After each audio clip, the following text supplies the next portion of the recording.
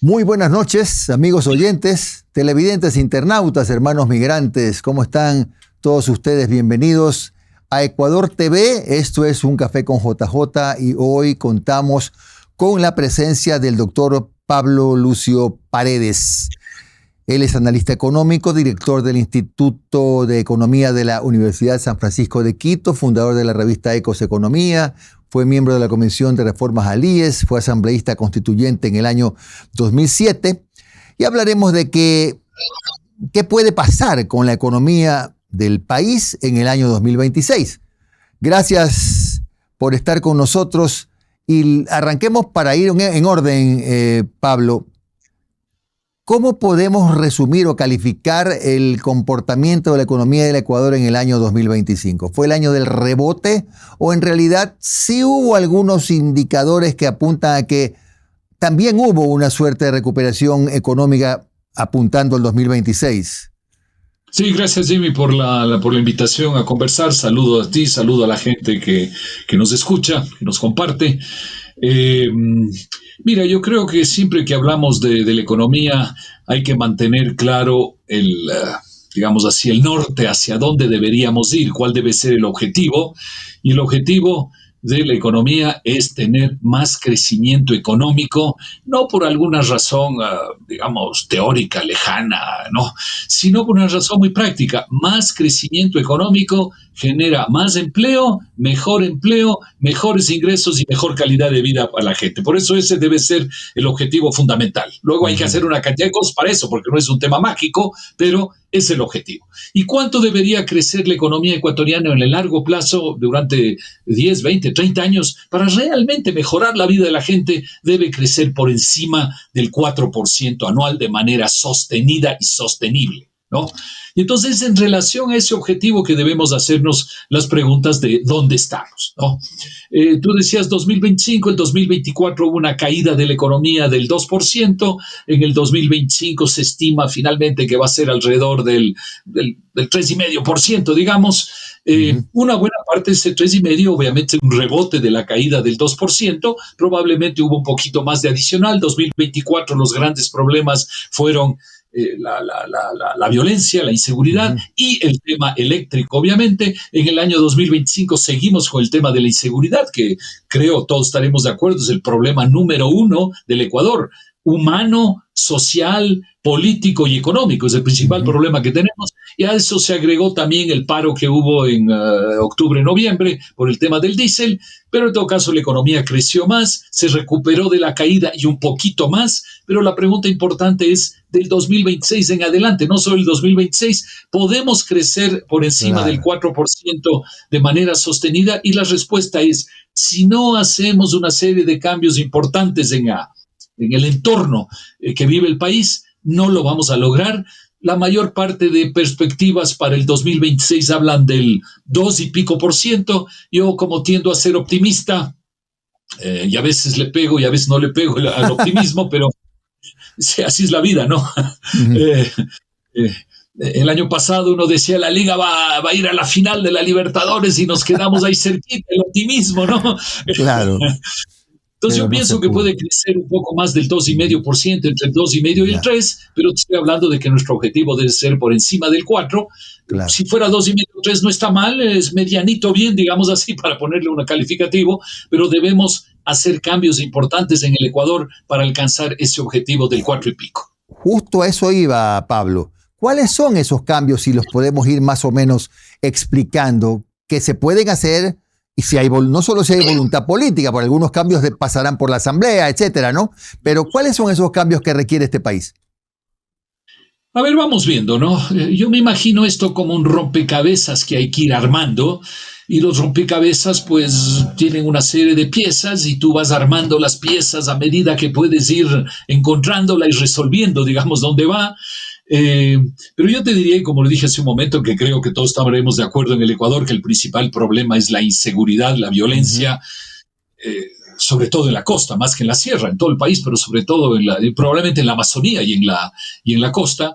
Y ese es el tema principal porque afecta humanamente, que es lo más grave, obviamente. Tenemos 10.000 muertos el año pasado, cerca de 10.000 muertes violentas, lo que es terrible. Pero además del tema humano es económico, ¿no es cierto? Si tú dices, voy a ponerme un negocio y luego dices, caramba, ¿me pondré o no me pondré este negocio? ¿Ampliaré mi negocio o no? Si capaz que vienen los vacunadores y se llevan buena parte de mi esfuerzo, entonces ¿para qué hice? ¿Para qué lo hice? ¿No? O capaz que mis clientes no llegan porque tienen miedo. Entonces hay un tema económico fundamental detrás de eso.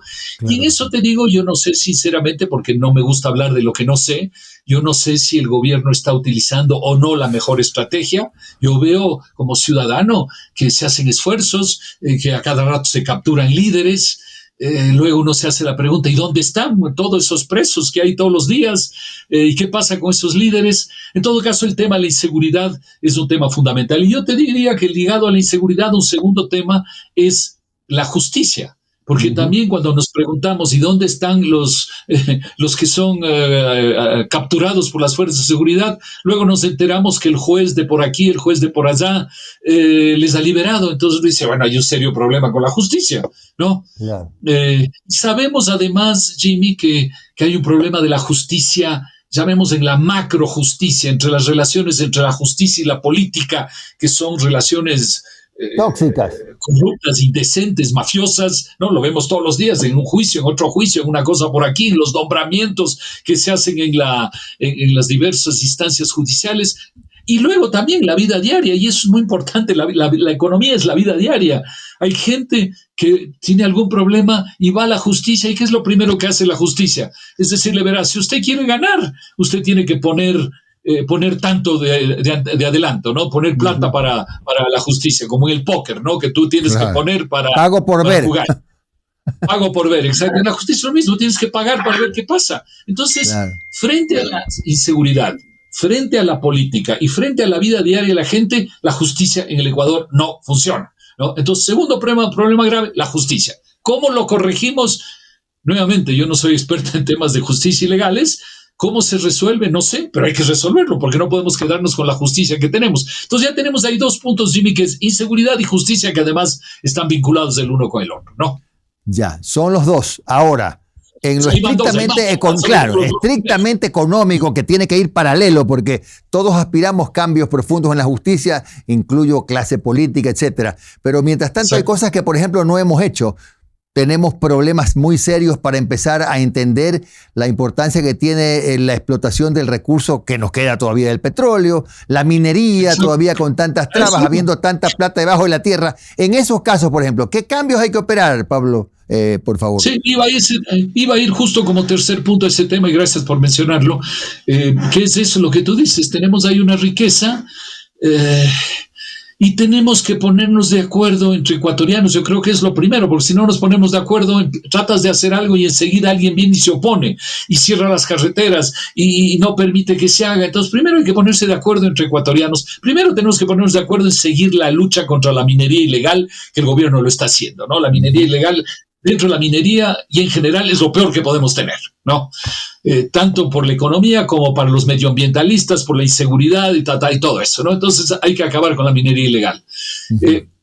Entonces hay que entrar y aprovechar la riqueza petrolera, minera y el tema eléctrico, que también es muy importante. Como te decía, lo primero que hay que hacer es ponernos de acuerdo en que hay que hacerlo responsablemente y quizás no hay que hacerlo en todas partes. Mira, Jimmy, yo me imagino esto como que tú tienes tu jardín y digamos, estuviéramos en los Estados Unidos y tú eres dueño del subsuelo, ¿no es cierto? Si encuentras petróleo, minería, tú eres del dueño, ya.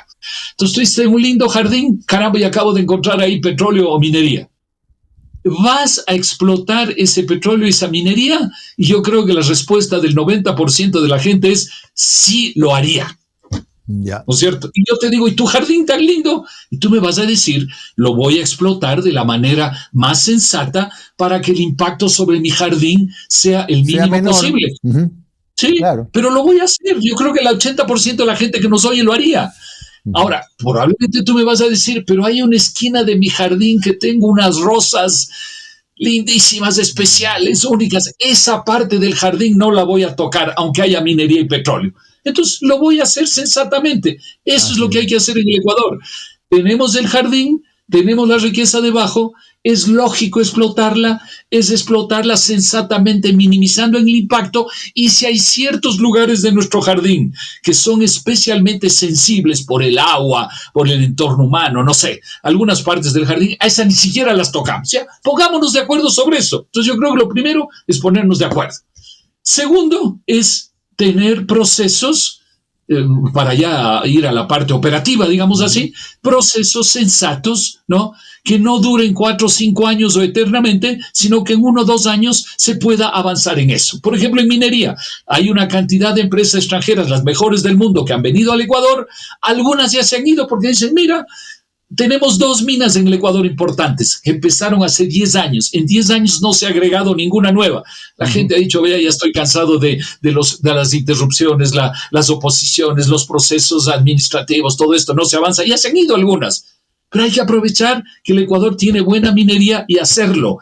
Para eso se necesita voluntad política. Primero, ponernos de acuerdo los ecuatorianos. Segundo, la voluntad política para avanzar y tener procesos administrativos. Obviamente que hay que tenerlos, pero sensatos. Lo mismo sucede en el petróleo. Y que no haya... Y en electricidad, perdón, lo que necesitamos es que el Estado siga haciendo algunas cosas, pero que permita que el sector privado avance en otras cosas. Se mandó una ley en el mes de diciembre que la Corte Constitucional le dijo que estaba mal redactada. El gobierno acaba de mandar otra vez la ley ya precisando lo que había dicho la Corte Constitucional. Entonces el sector privado evidentemente debe poder producir, avanzar y generar para complementar lo que necesitamos, porque necesitamos producir más energía eléctrica, no solo para el 2026, sino para los próximos 10 años, digamos así. Claro, ¿no? lo que pasa es que en todas estas áreas, en todos estos aspectos, Pablo Lucio, el tiempo se nos pasa, ¿no? Porque para empezar a producir más petróleo hay que explorar y estamos en ropa interior en exploración. Lo mismo en minería, ¿no? 10 años a lo mejor tienen que pasar para que empiecen a producir minas nuevas, si es que acaso se logran instalar en el Ecuador, ¿no? Yo creo que puede ser más rápido porque ya hay empresas que están aquí, que están avanzando. Hay que permitirles que avance. Yo creo que podríamos tener en 2 años, 3 años, nuevas minas funcionando. El petróleo, recuerda tú, llegamos a producir 550,000 barriles, ahora estamos en 450,000. Y los ecuatorianos tontamente votamos hace, ¿cuándo fue? 2, 3 años, votamos para cerrar el campo del Yasuní. Imagínate. Si ya tienes algo funcionando, se nos ocurre decir, no, lo que ya está ahí, vamos a cerrar y vamos a desmantelar. O sea, es una idea realmente absurda, pero por eso digo, hay que ponerse de acuerdo. Y no solo son los políticos, somos los ciudadanos, porque quien votó por el tema del Yasuní fuimos los ciudadanos. Claro, fuimos nosotros, sí. Es verdad. Bueno, vamos a hacer una pausa. Voló el primer bloque, mi querido Pablo. Regresamos a conversar, por ejemplo, del tema de la deuda, de lo que significa para el Ecuador estar otra vez en el mercado de valores, tantos otros tópicos, para que entendamos todos en el lenguaje de un catedrático como Pablo Lucio Paredes. Ya regresamos.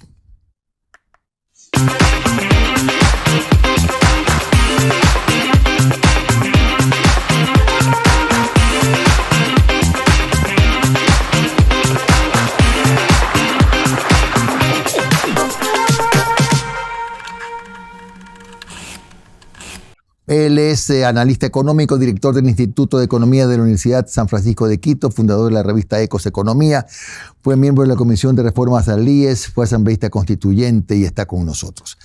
Pablo, íbamos a hablar de la reforma del Estado. En la reforma del Estado entiendo que está inmerso un tema como el manejo adecuado de la deuda, como el manejo adecuado de un indicador que no es poca cosa, como el riesgo país, el manejo del tema bonos, responsable manejo de los bonos del Estado. En términos generales, ¿qué debe pasar para hablar ya de una reforma del Estado adecuada?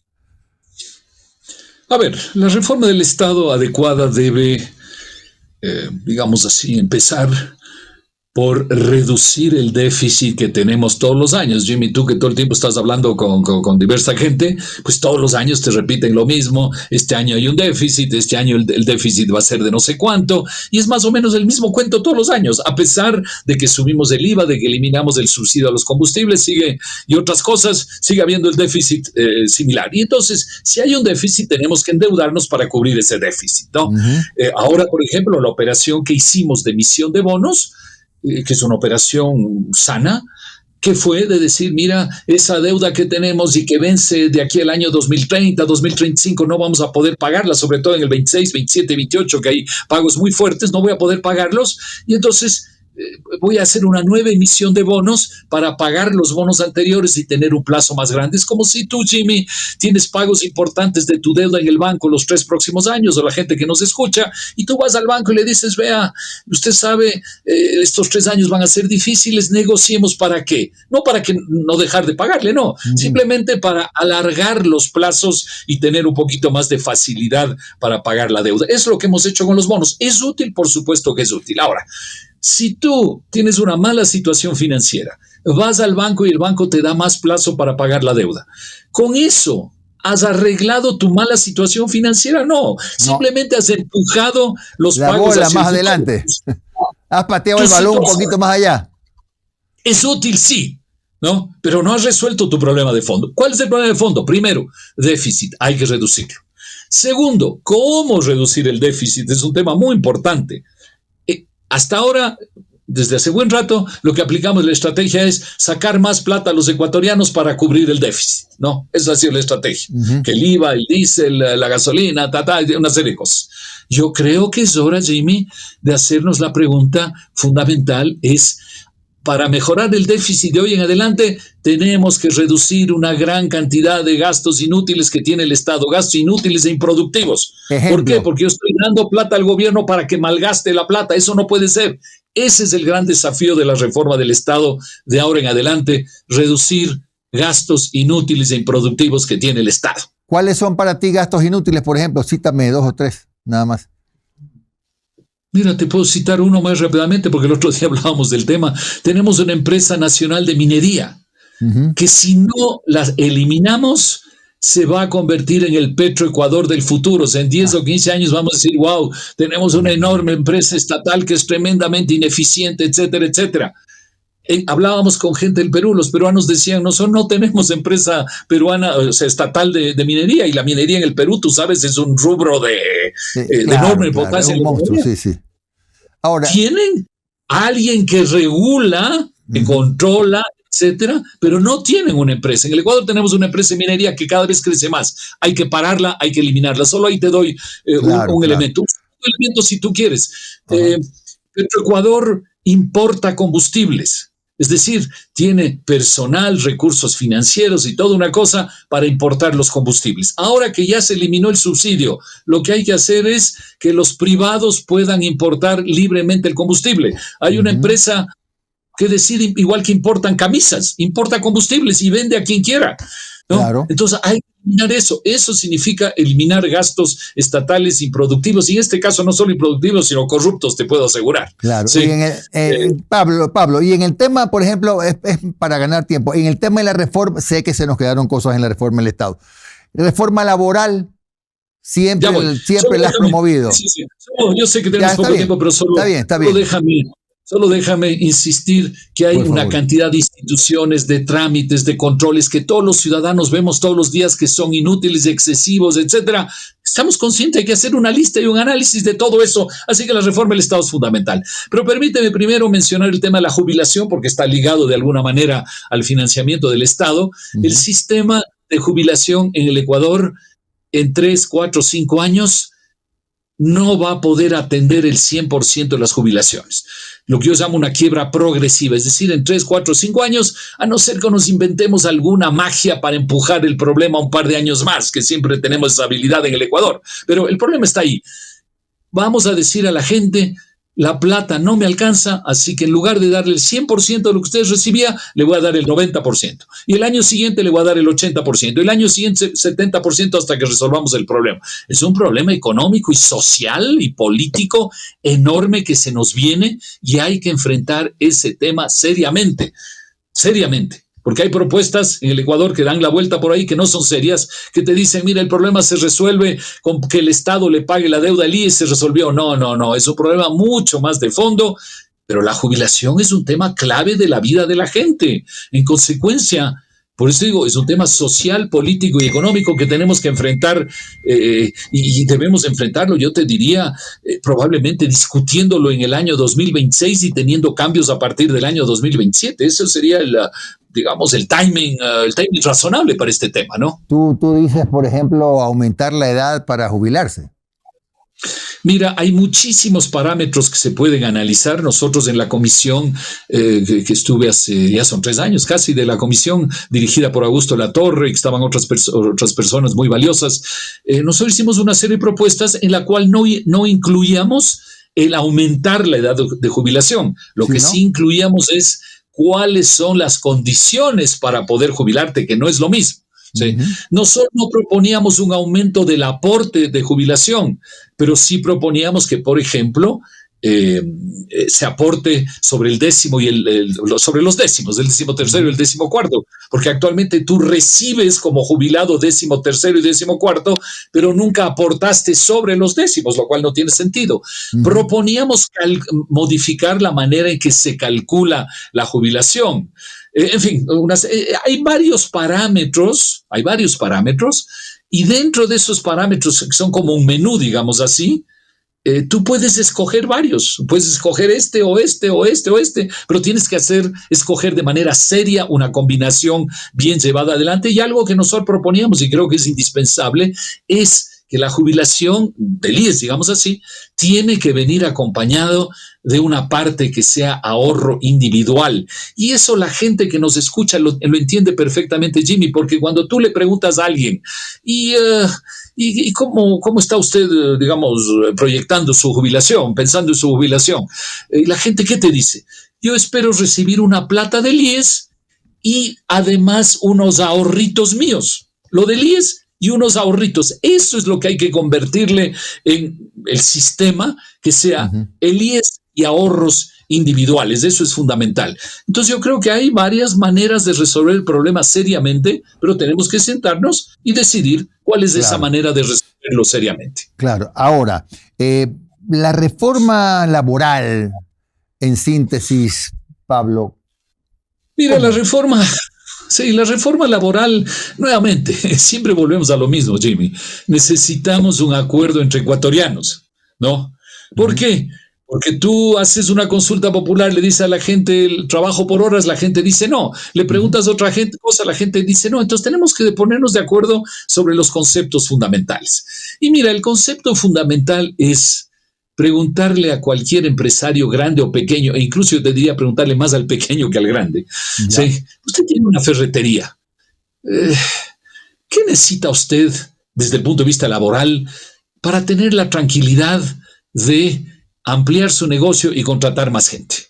¿Qué le daría tranquilidad? ¿Qué le molesta en el sistema actual? Y la gente, por sentido común, ¿qué te va a decir, Jimmy? Te va a decir, miren, el problema laboral es que si yo mañana contrato a un empleado que me resulta malo, para mí es costosísimo despedirle, pero es malo el empleado, no es que es bueno, es malo. Sí, porque al empleado bueno yo no quiero despedirle, ¿no? Claro. Salvo si la economía se pone muy complicada, bueno, ya no es culpa mía, tengo que hacerlo, pero mi objetivo no es despedir gente, mi objetivo es contratar, pero si hay un empleado que está mal, que haya la facilidad, respetando sus derechos, obviamente, poder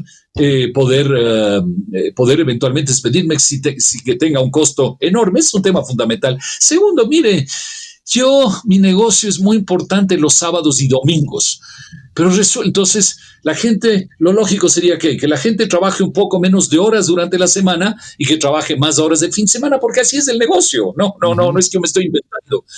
Pero ¿qué sucede en el Ecuador? Que si es sábado y domingo, tú tienes que pagar horas extras que te cuestan mucho más. Entonces tú dices, mira, eso no es lógico, si no es que yo me estoy inventando el sábado y domingo, es que el negocio tiene más clientes los sábados y domingos. Entonces es lo que se llama adaptación de los horarios, ¿no?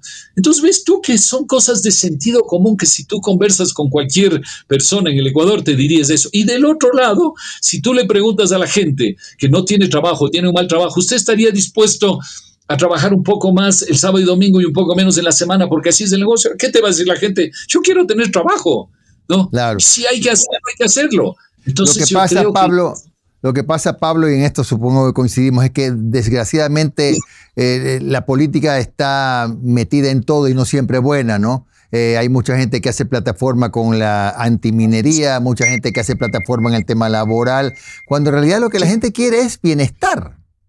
Eso es lo más difícil para ponernos de acuerdo.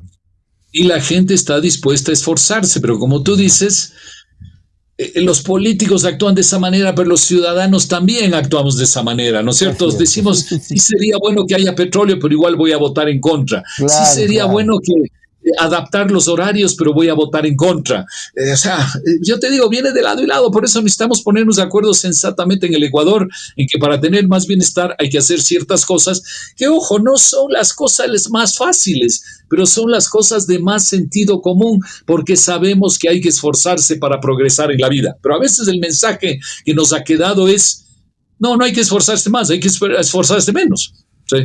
No, y la gente sabe que hay que esforzarse más. Ese es el mensaje de fondo. En todas las cosas tenemos que ponernos de acuerdo, y si hay cosas que no nos gustan, pues también hay que escoger en ciertos momentos en la vida cosas que no nos gusten, ¿no? Porque si tú solo escoges las cosas fáciles, no puedes caminar en la vida, ¿no?